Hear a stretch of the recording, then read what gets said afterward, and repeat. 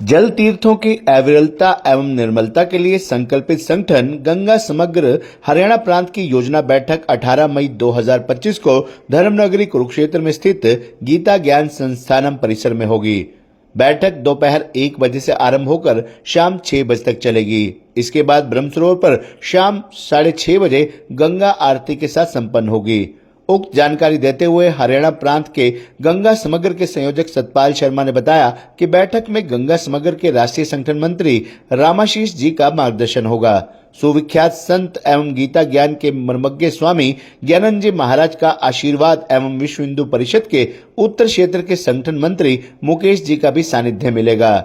राष्ट्रीय सह संपर्क प्रमुख गिरीश नारायण चतुर्वेदी की भी उपस्थिति रहेगी। प्रांत संयोजक के अनुसार बैठक में प्रांत कार्यकारिणी के सभी पदाधिकारियों के साथ हरियाणा जिले के सभी संयोजक एवं सह संयोजक की उपस्थिति अपेक्षित है। पत्रकार वार्ता में गंगा समग्र के संपर्क आयाम प्रमुख राधेश्याम जी, कोष प्रमुख रमन जिंदल तथा राष्ट्रीय सह प्रमुख गिरीश नारायण चतुर्वेदी भी उपस्थित रहे। ये प्रांत की योजना बैठक है। गंगा समग्र सारे जल तीर्थों की अविरलता एवं निर्मलता के लिए संकल्पित संगठन है। जल तीर्थों की अविरलता निर्मलता बनी रहे, इसके लिए गंगा समग्र का गठन हुआ है। हरियाणा प्रांत का गठन हो चुका है।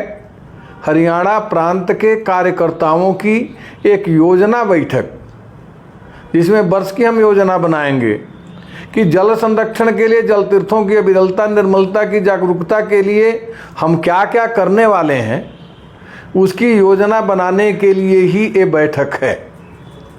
बैठक में अपने गीता ज्ञान संस्थानम के मार्गदर्शक सुविख्यात संत ज्ञानानंद जी का भी आशीर्वाद मिलेगा, अध्यक्षता रहेगी।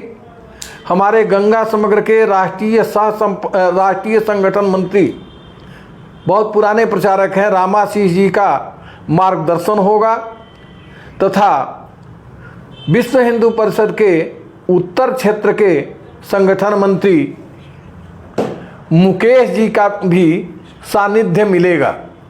सर, बैठक में और कौन कौन शामिल होंगे? बैठक में हरियाणा प्रांत के प्रांत कार्यकारिणी के सभी सदस्य और सभी जिलों के संयोजक और सह संयोजक ये भाग लेंगे।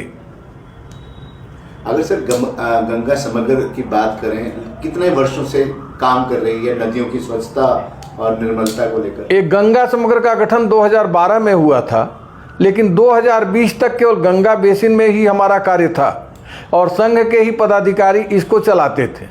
लेकिन 2020 के प्रयाग के कार्यकर्ता संगम में जब सरसंघ चालक जी ने कहा कि गंगा की अविरलता निर्मलता का अर्थ तब तक नहीं होता जब तक कि यमुना जी को आप न लें, क्योंकि गंगा निर्मल तभी हो, अगर निर्मल होंगी भी, यमुना उसमें गंदगी डाल देंगी तो क्या होगा।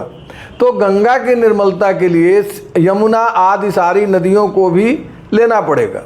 और 2020 के बाद एक गंगा समग्र में सारे जल तीर्थों को ले लिया गया, सारे नदी, सभी तालाब, कुएं, बावड़ी, सारे जल तीर्थ।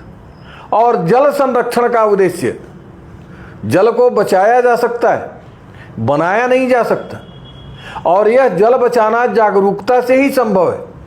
इस जागरूकता के लिए गंगा समग्र 15 आयामों को लेकर के अपना कार्य कर रहा है।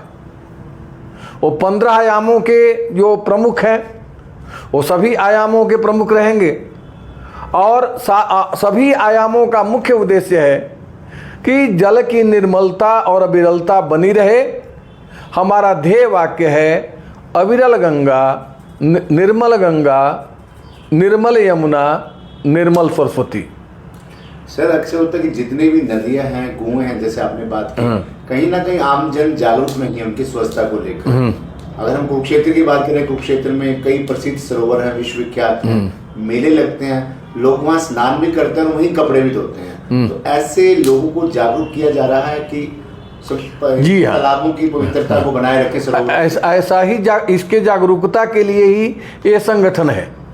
सर, जनता से क्या अपील करना चाहेंगे? जनता से हम अपील करेंगे कि जल है तो कल है।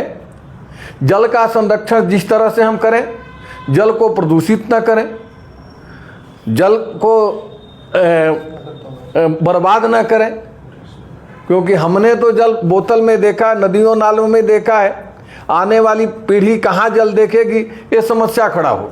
आज जल का संकट पूरे देश में है और इसका संकट का समाधान ये जागरूकता से ही संभव है। जल को हम बचा सकते हैं, जल का संरक्षण कर सकते हैं और इसी के लिए गंगा समग्र काम कर रहा है।